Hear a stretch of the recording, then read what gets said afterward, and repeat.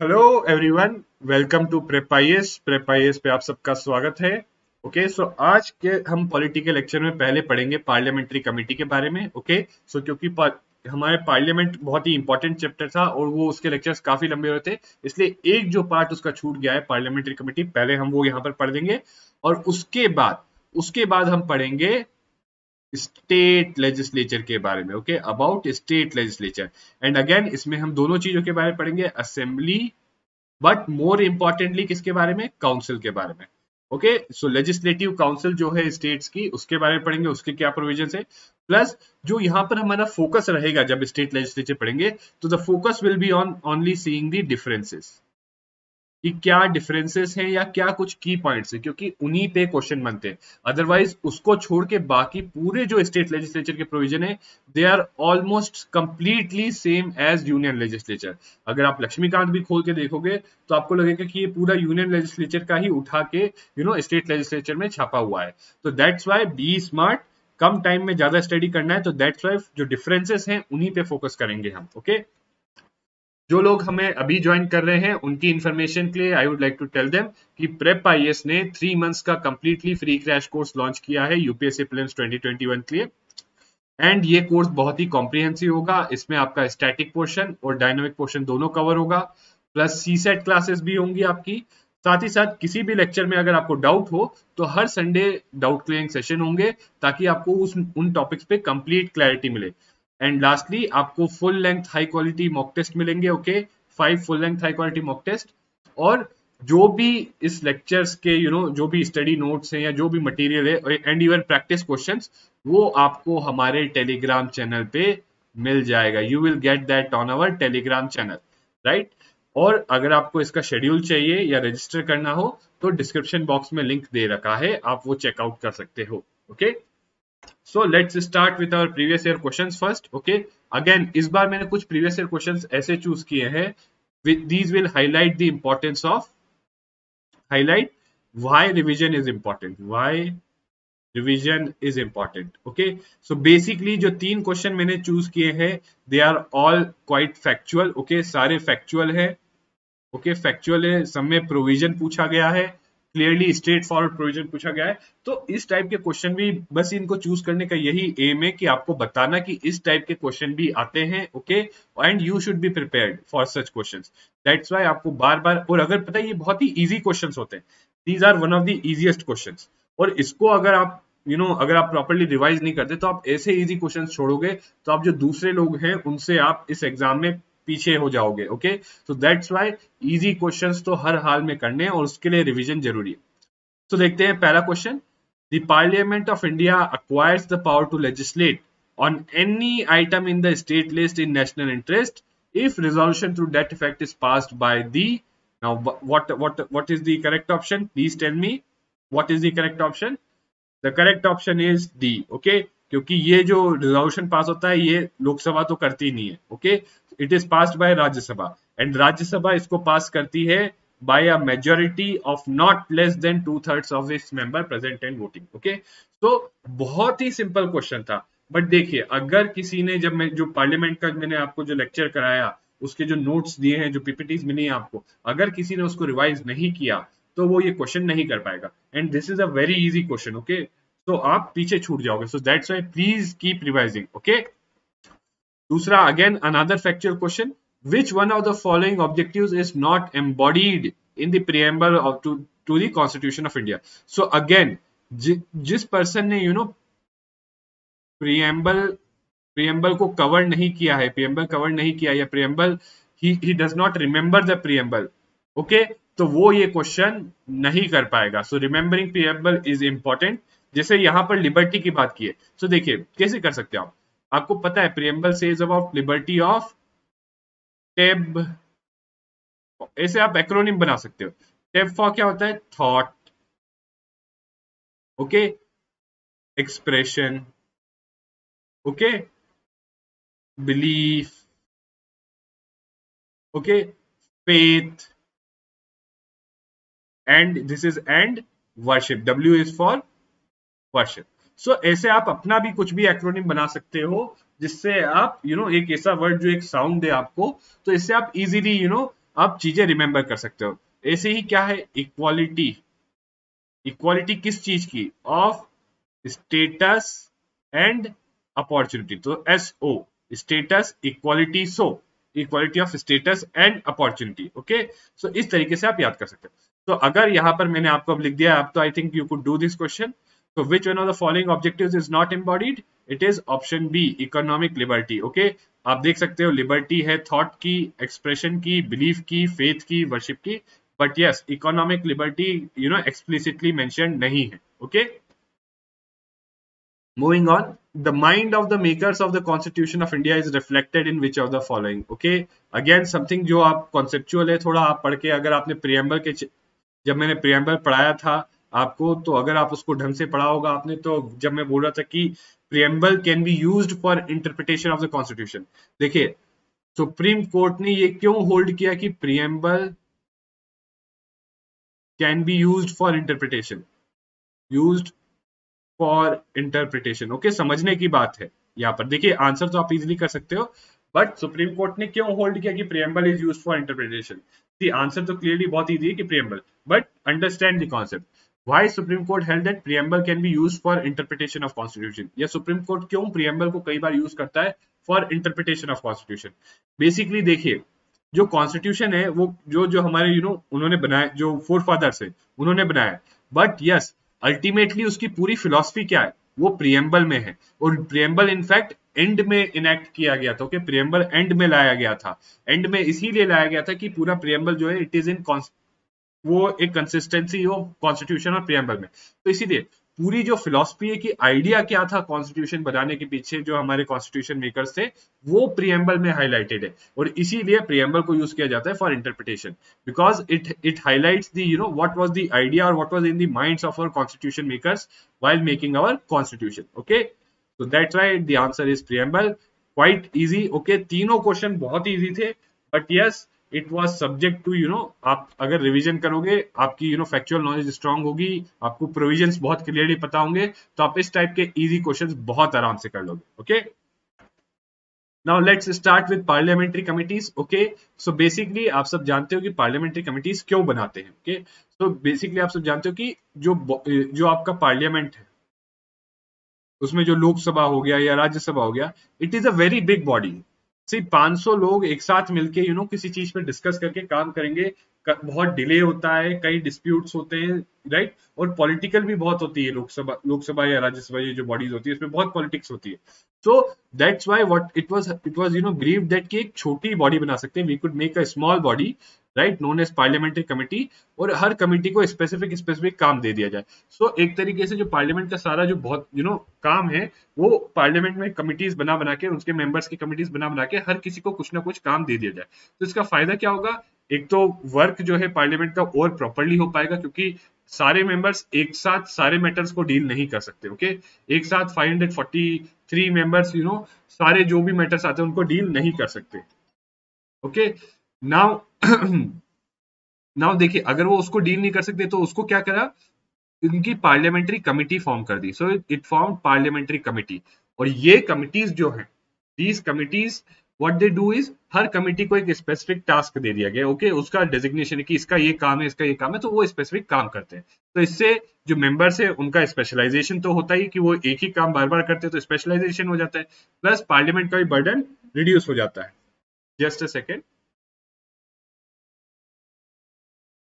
तो I hope आपको ये रैशनल क्लियर होगा कि पार्लियामेंट्री कमिटीज क्यों बनाई है, क्योंकि पार्लियामेंट के पास टाइम, एक्सपर्टीज, ओके, और बहुत सारी प्रोसीजरल, मतलब पार्लियामेंट के प्रोसेस बहुत कॉम्प्लेक्स होते हैं, ये कमिटीज होती है, ये इनके प्रोसेस बहुत रिलेटिवली बहुत फ्लेक्सिबल होते हैं, तो ये इजीली फंक्शन कर सकती है। ओके, प्रोसीजरल, ये सब लिमिटेशंस होती है पार्लियामेंट की, और इन सब लिमिटेशंस को ओवरकम करने के लिए हम कमिटीज बनाते हैं। ओके, नाउ कैसी कमिटी को हम पार्लियामेंट्री कमिटी बोल सकते हैं, which committee could be called a parliamentary committee.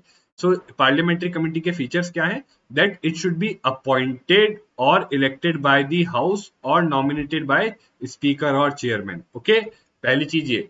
दूसरा, it should work under the direction of speaker और चेयरमैन, और जो इसकी रिपोर्ट है, it should present it to the house और टू द स्पीकर और चेयरमैन, एंड इसका सेक्रेटेरिएट कौन देता है, इसको सेक्रेटेरियल असिस्टेंस कौन प्रोवाइड करता है, या तो सेक्रेटेरिएट ऑफ लोकसभा या सेक्रेटेरिएट ऑफ राज्यसभा। ओके, अब टाइप्स ऑफ पार्लियामेंट्री कमेटी दो टाइप की है, स्टैंडिंग दैट मींस जो कॉन्टिन्यूसली फंक्शन करती है, एडहॉक मतलब टाइम टू टाइम कोई कमिटी कंस्टिट्यूट कर दी for certain specific matter. Okay, कोई स्पेसिफिक मैटर है, कोई स्पेसिफिक इशू है, उसके लिए किसी टाइम पे कोई ना कोई कमेटी बनाते रहते हैं, उसको हम बोलते हैं एडहॉक। बट स्टैंडिंग कमेटी मतलब वो है कि एक परमानेंट कमेटी बना दी है, it continuously functions. Okay, now यहाँ पर आप देख सकते हो लिस्ट ऑफ स्टैंडिंग कमिटीज और ad hoc committees. So standing committees it's basically कि क्या क्या टाइप्स की स्टैंडिंग कमिटीज होती हैं। फाइनेंशियल कमिटी जो मेनली फाइनेंशियल मैटर से डील करती है। डिपार्टमेंटल स्टैंडिंग कमिटीज मतलब जो गवर्नमेंट के डिफरेंट मिनिस्ट्रीज है, हर मिनिस्ट्री के लिए एक डिपार्टमेंटल स्टैंडिंग कमिटी है।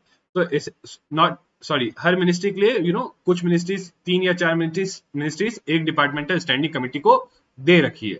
तो इस तरीके से टोटल 24 डिपार्टमेंटल स्टैंडिंग कमिटीज है। ओके, सो कोई एक डिपार्टमेंटल कमिटी 3 या 4 मिनिस्ट्रीज को हैंडल करती है। Then committees to inquire, committees to scrutinise and control, and committees relating to day-to-day business of the house, and housekeeping committees or service committees. Okay, so basically housekeeping committees मतलब जो basic functions जो members के benefits वगैरह ये सब इनसे deal करती है, उसको हम housekeeping committee बोलते हैं। एडहॉक कमिटी दो टाइप की है, inquiry for some specific matter, okay, and advisory committee for select. इसमें भी दो टाइप की होती है एडवाइजरी में, एक आपकी होगी सिलेक्ट कमिटी, एक होगी joint committee. And this is mainly deals with कोई बिल पास होना है पार्लियामेंट में, ओके, उसको रेफर किया है, so it could be refer to a select committee और ज्वाइंट कमिटी। ओके, अब हम देखते हैं फाइनेंशियल कमिटी में सबसे पहले one of the most important, okay, this is the most important and so इसका हाईएस्ट प्रोबेबिलिटी है कि पीएससी से क्वेश्चन आएगा आपको। ओके, सो इसलिए it is one of the most important committees. तो पीएससी का ओरिजिन है गवर्नमेंट ऑफ इंडिया एक्ट 1919 और 1921 में फॉर्म की गई थी ये एक पीएससी कमेटी। ओके, इसमें मेंबर्स कितने होते हैं, 22 मेंबर्स। ओके, एक बार इस स्पेसिफिक एस्पेक्ट पे क्वेश्चन भी आ रखा है प्रीलिम्स में, ओके, ऑन इट्स मेंबर्स। तो how many members are there in public accounts committee, 22, please remember 22, और उसमें से 15 members are from Lok Sabha and 7 members are from just a second, so 15 members are from Lok Sabha and 7 members are from Rajya Sabha.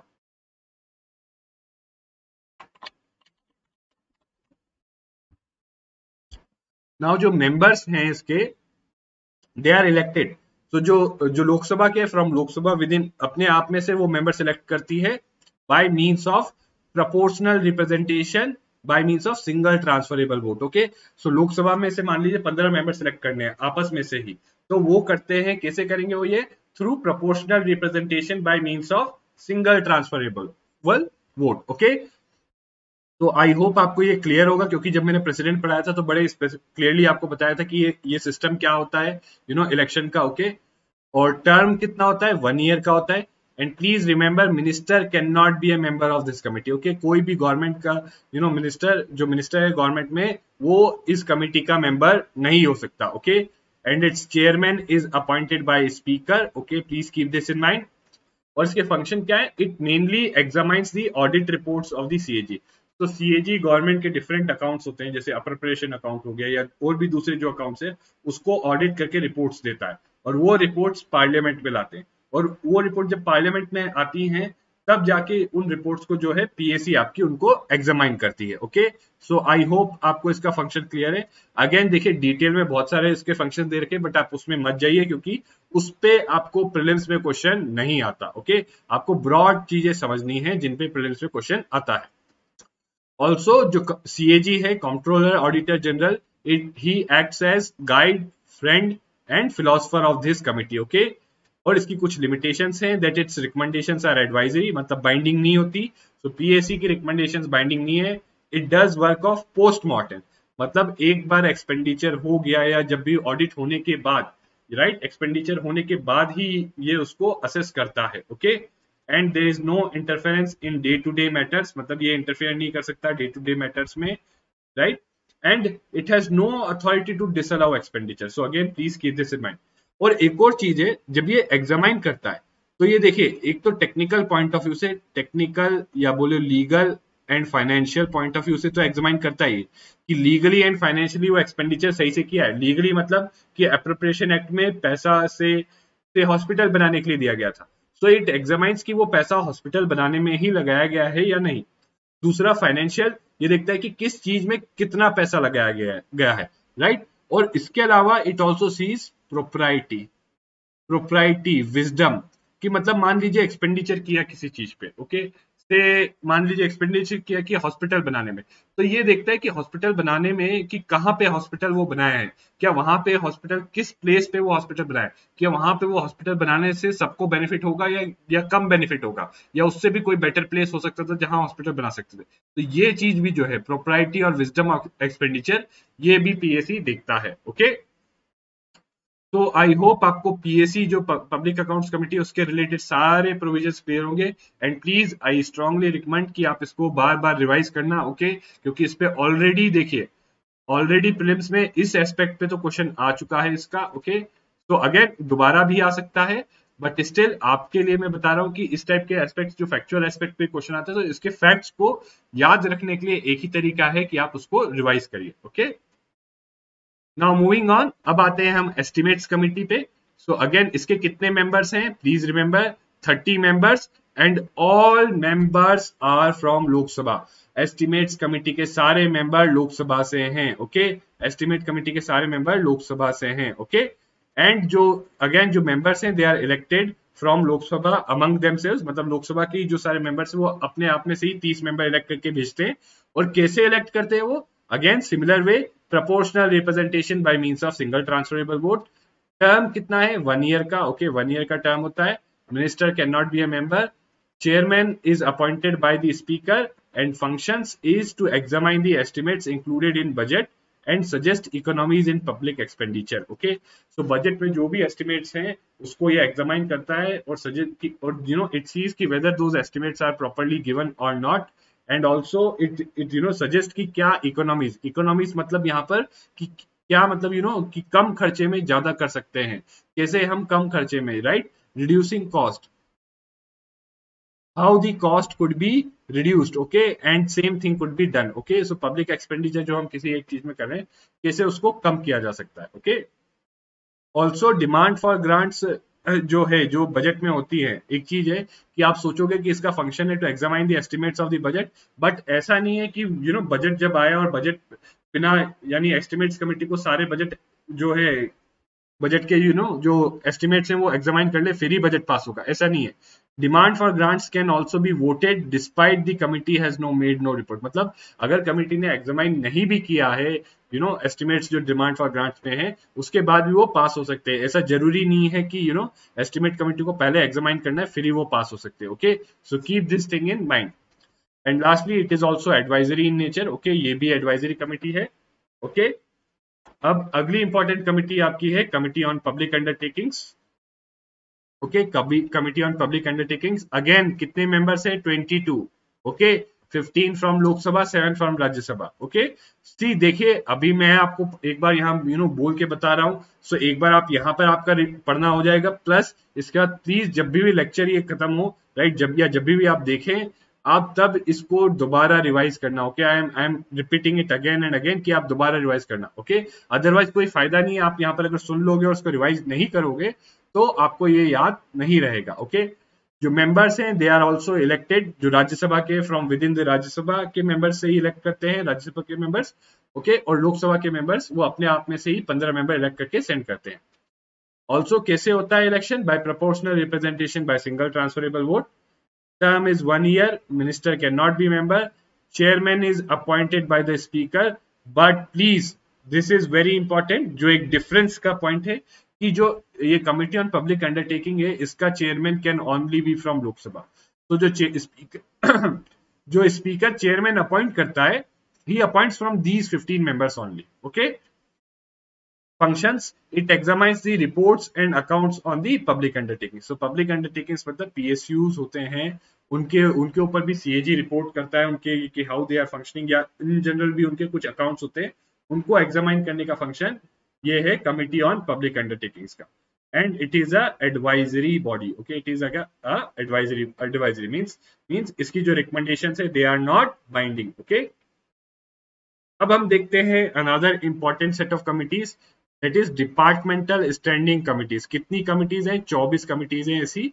Okay, और हर matter पे किसी चीज पे, जैसे home affairs पे कमिटी है तो वो होम मिनिस्ट्री से रिलेटेड चीजें जो भी है वो ये एनालाइज करती है. ओके, ये कमिटी.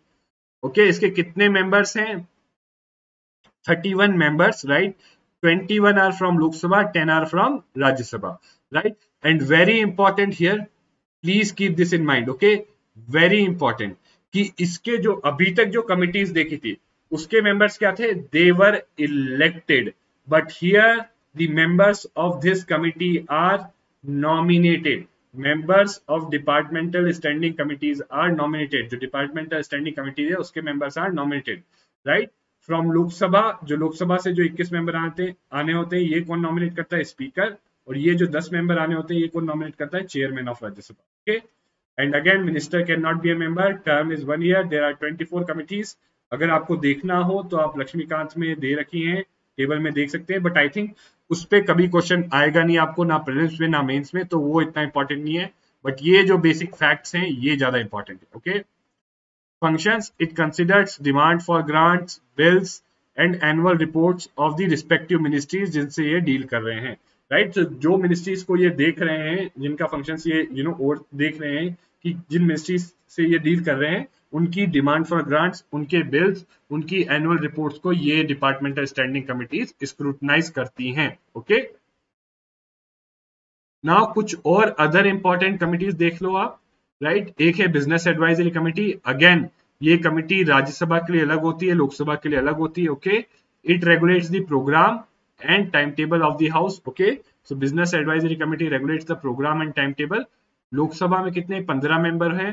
राज्यसभा में कितने? 11 मेंबर होते हैं. Okay, general purpose committee, again an important committee, right? Again Lok Sabha और राज्यसभा के लिए डिफरेंट होती है, राइट? सो कोई भी matter, right, this committee considers and advises on matters, जो ऐसे मैटर्स जो किसी भी कमिटी के परव्यू में नहीं आते, वो मैटर्स जो हैं ये जनरल पर्पस कमिटी डील करती है. So this is very important.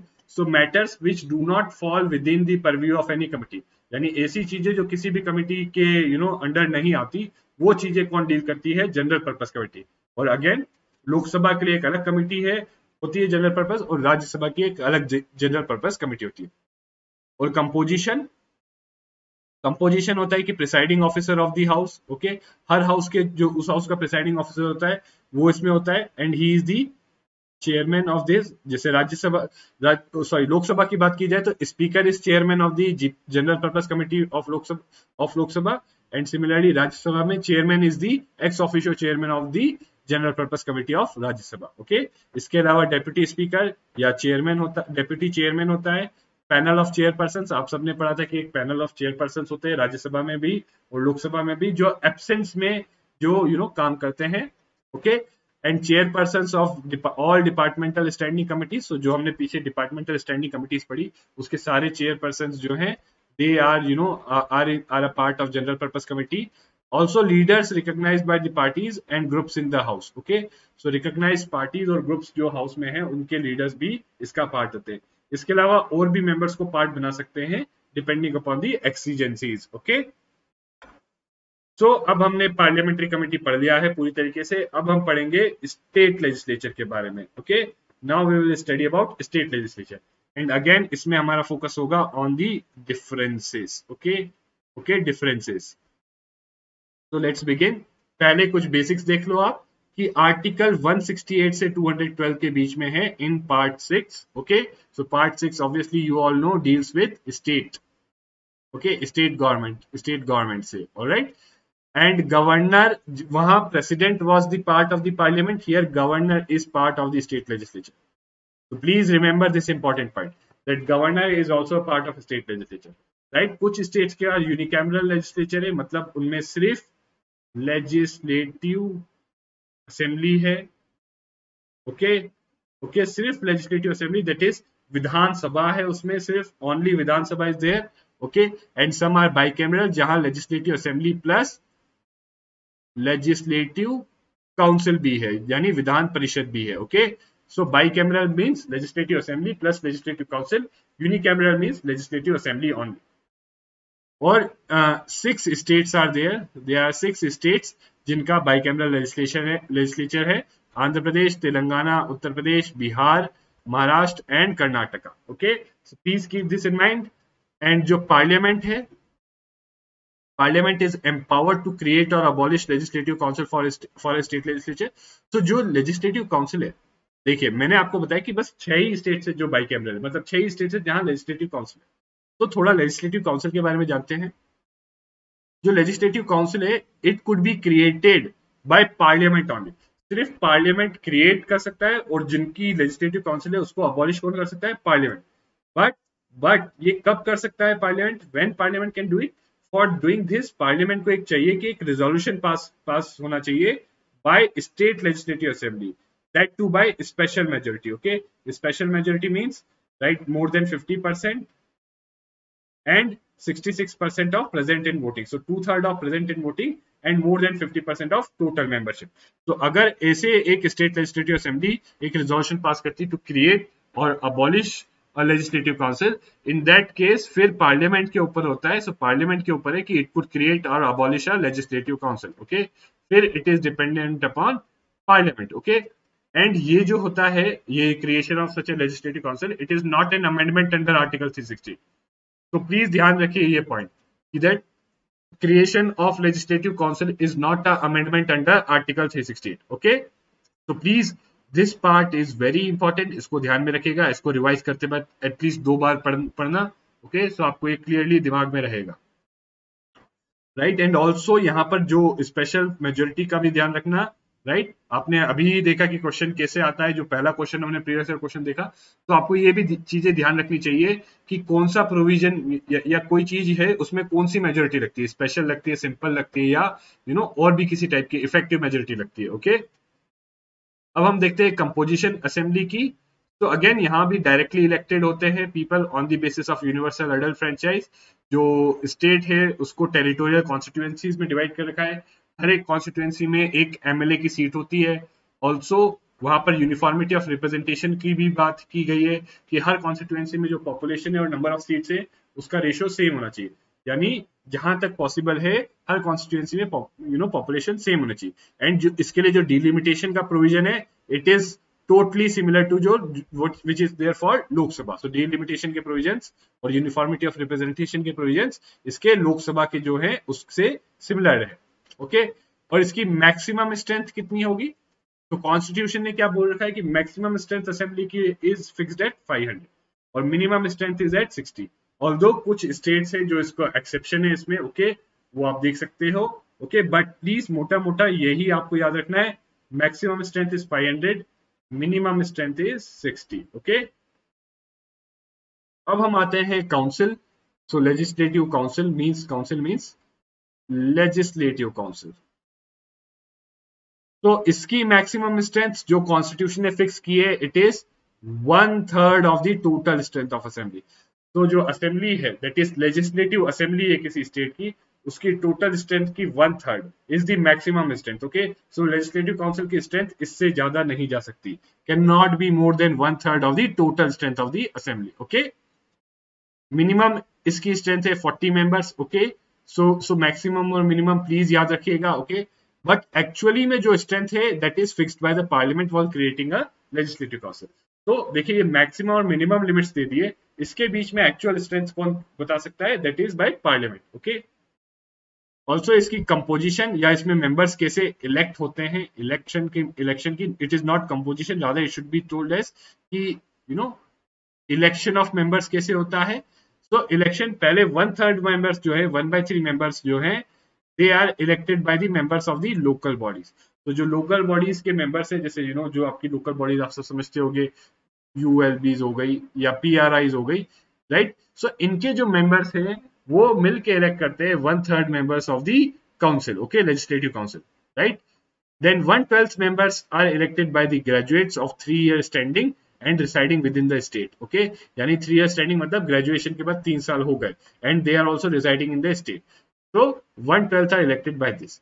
Similarly, 1/12 are elected by teachers of 3 years standing in the state and not lower than standard secondary school. Okay, secondary school के teachers. Okay, तो secondary school या उससे ज्यादा जो higher के हैं उनके teachers जो है 1/12 मेंबर्स जो है मिलके इलेक्ट करते हैं. Okay,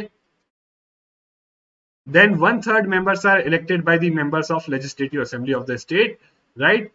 And ये जो members है they should not be from among themselves, ये बाहर से होने चाहिए. तो I hope आपको ये क्लियर हो गया होगा. और 1/6 मेंबर्स जो हैं they are nominated.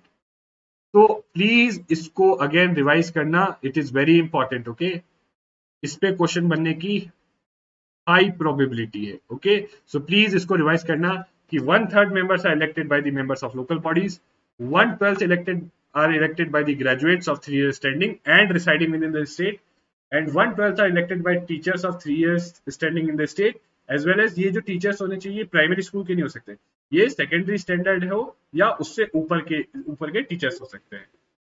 And 1/3 are elected by the members of legislative assembly of the state. So legislative assembly जो स्टेट की है, it elects 1/3 members. अब मैंने तो यहाँ पर सब जगह elected लिख रखा है. कैसे इलेक्ट करते हैं?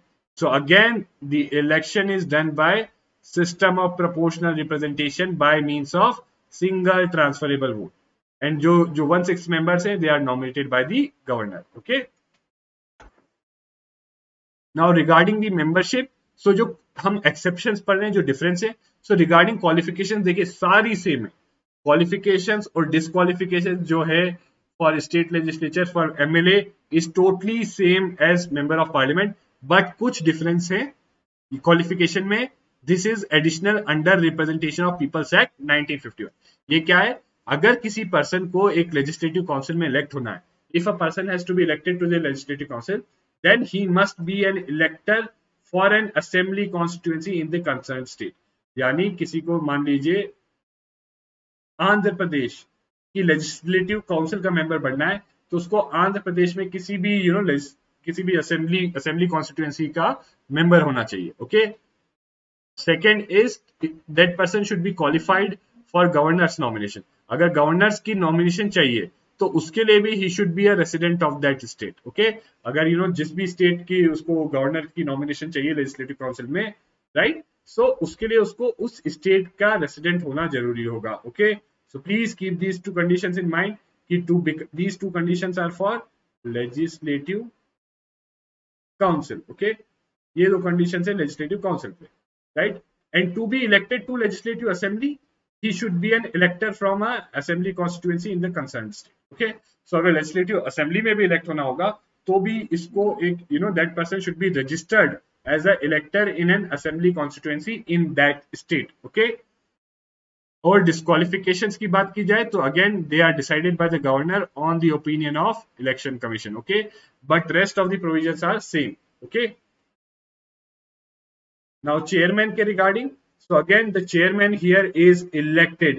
अब ध्यान रखिए जो chairman वहां पे था, he was vice president was the ex officio chairman of the Rajya Sabha, but यहाँ पर chairman is elected by the council, legislative council itself from among states member. So here chairman is also a member. There Rajya Sabha के case में क्या था?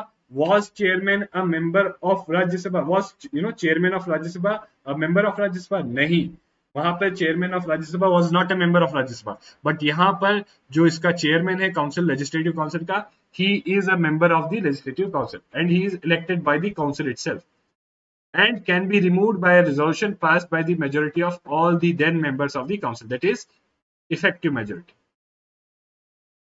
तो effective majority के through जो chairman of council है he could be removed. Okay, now जब dissolution होता है असेंबली का, जैसे लोकसभा का डिसोल्यूशन होता है वैसे ही असेंबली भी डिसॉल्व हो सकती है, तो तब कुछ बिल्स लैप्स हो जाते हैं. वो प्रोविजंस आप यहाँ पर देख सकते हैं. अगेन ये जो मोस्टली है दे आर सेम एज जो पार्लियामेंट में जो लोकसभा के लिए है, बट जो डिफरेंट है वो है ये लास्ट प्रोविजन. ओके, अगर कोई बिल आप सब जानते हो, अगर कोई स्टेट लेजिस्लेचर का बिल है वो गवर्नर के पास गया, तो गवर्नर के पास एक ऑप्शन आप सब जानते हो कि है to reserve it for president. और अगर वो प्रेसिडेंट के लिए रिजर्व कर लिया गया तो, और अगर फिर प्रेसिडेंट ने उसको रिटर्न किया है फॉर रिकंसिडरेशन, और जब रिटर्न करने के बाद असेंबली डिसॉल्व हो गई, so in that case that bill does not lapse, okay, it does not lapse. So please ये वाली कंडीशन बहुत इंपॉर्टेंट है, ओके। बाकी bill pass by the assembly और pass by the both houses but pending for assent of governor और president also does not lapse. तो ये दो की प्रोविजन है, ओके। सो प्लीज इनको ध्यान में रखना। Now, this is something which is like I would say very important, okay।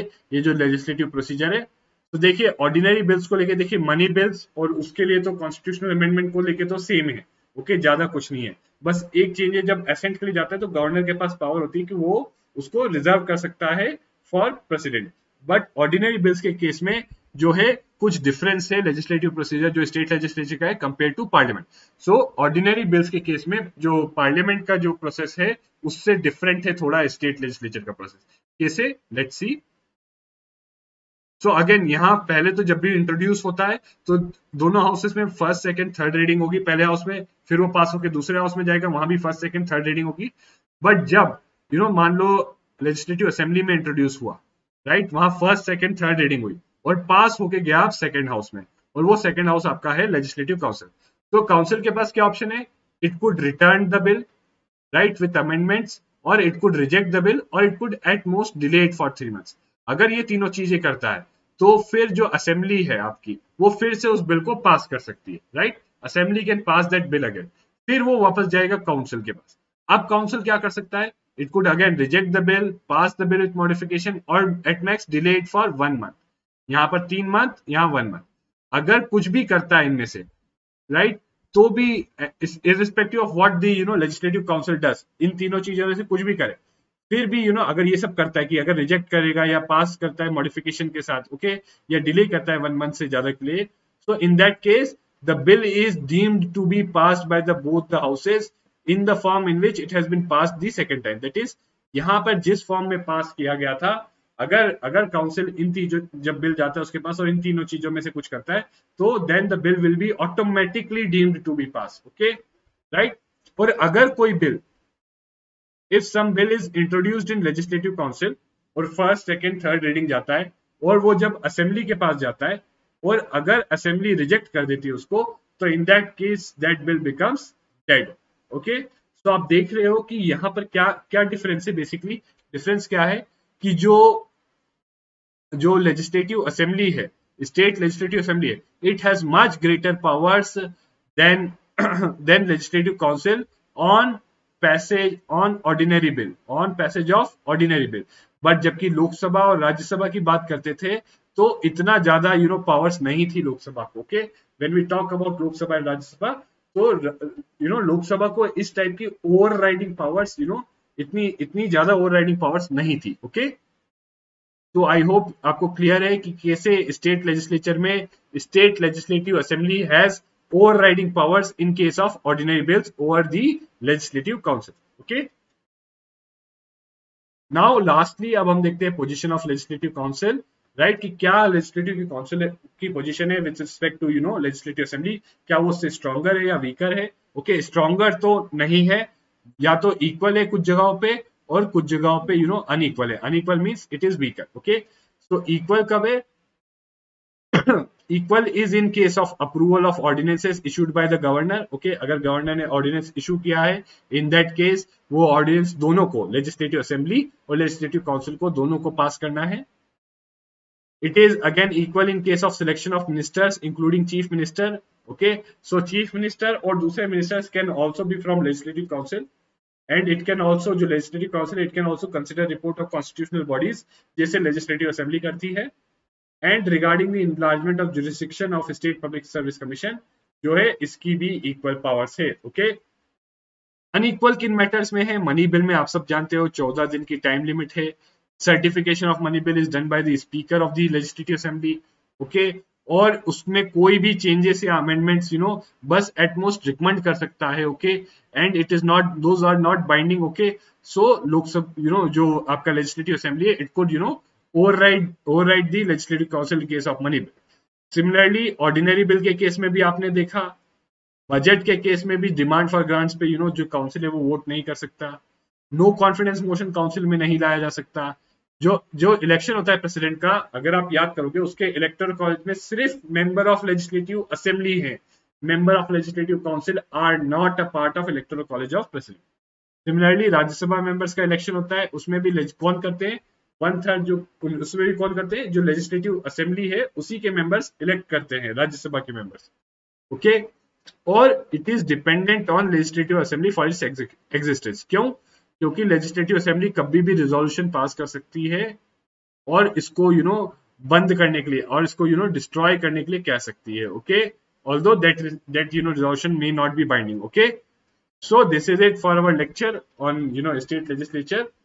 And again, as always, I would strongly recommend, please revise these things. Okay, revise kariye, because revision is the key. Okay, revision is the key. So thank you very much guys, and see you again next time with another lecture on Indian politics.